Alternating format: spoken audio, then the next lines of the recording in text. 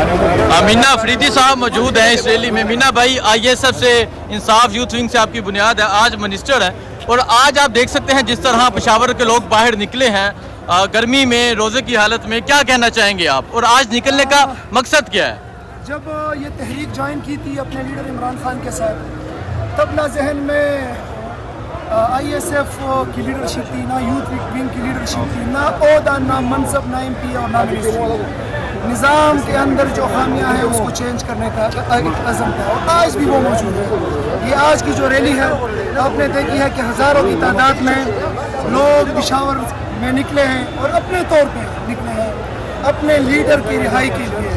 इमरान खान के साथ ज़्यादती हो रही है, बेकसूर बंदे को जेल के अंदर डाला गया है, 8-9 माह हो गए कि वो जेल के अंदर हैं। हमारा मुतालबा है कि हमारे लीडर, इस कौम के लीडर की जिसको 8 फरवरी को इस कौम ने, पाकिस्तानियों ने वोट दे के वज़ीर आज़म बनाया, नाहक इन हुक्मरानों ने, इन इस्तेहसाली निज़ाम ने उनको जेल में डाला हुआ है, इसको फौरी तौर पर रिहा किया जाए, और उसके साथ साथ जो हमारा मैंडेट चोरी किया गया है उसको वापस किया जाए, और हमारा नौजवान लीडर, नौजवानों की उम्मीद मुराद सईद को तहफ़्फ़ुज़ दिया जाए। मुराद सईद का इस वक्त कोई पता नहीं है कि वो इस वक्त कहाँ पे है।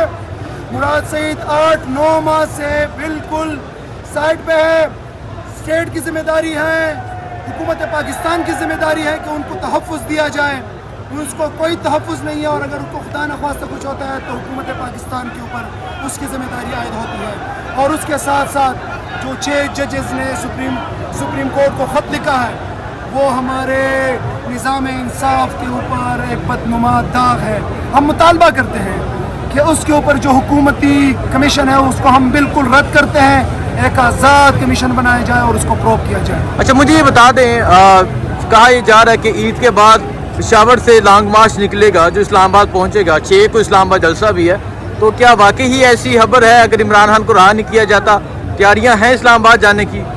6 तारीख को इस्लामाबाद, और इसी तरह बाकी शेड्यूल भी दिया गया है कि जिसके मुताबिक पाकिस्तान तहरीक इंसाफ अपने अवामी ताकत का मुजाहरा करेगी, और पाकिस्तान तहरीक इंसाफ एक जमहूरी जमात है जो कि उसके अंदर एक मशवरे का एक सिस्टम है, कोर कमेटी है।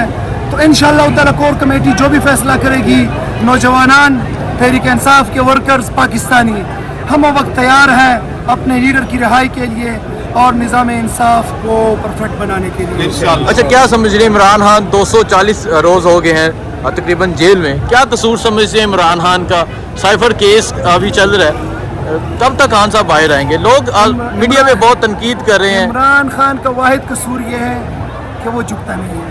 इमरान खान का वाहिद कसूर ये है कि वो हमारे हकूक़ की बात करता है। इमरान खान का वाहिद कसूर ये है कि उन्होंने नौजवानों को ये शऊर दिया है कि जो आज अपने तौर पे निकले। इमरान खान का कसूर ये है कि वो आज़ाद खारजा पॉलिसी की बात करता है। इमरान खान का कसूर ये है कि वो पैगम्बर इस्लाम और इस्लाम के दिफा की बात करता है। इमरान खान पाकिस्तानियों की हकूक़ की बात करता है, तो इसलिए उसको जेल के अंदर है। लेकिन व मकरू व मकरल्लाहु वल्लाहु खैरुल माकिरीन, and Allah is the best planner. निकलेगा, इस कौम को लीड करेगा। बहुत बहुत शुक्रिया जी। ये मीना अफरीदी साहब थे जो यहाँ पहुँचे हुए थे। हज़ारों की तादाद में आज नौजवान पहुँचे हैं।